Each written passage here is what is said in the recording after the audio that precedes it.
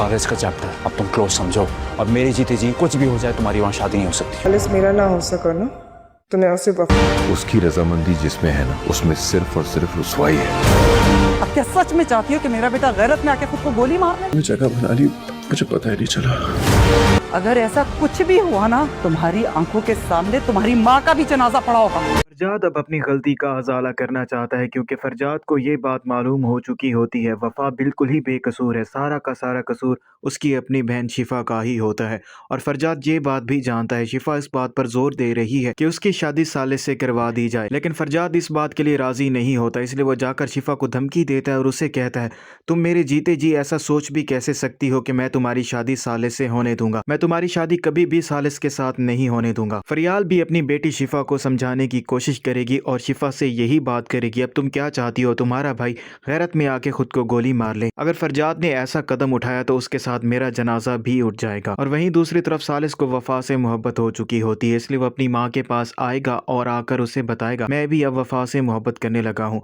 और मुझे ये बात मालूम तक नहीं हुई कब वफा ने मेरे दिल में जगह बना ली है। अब मैं उसके बगैर नहीं रह सकता।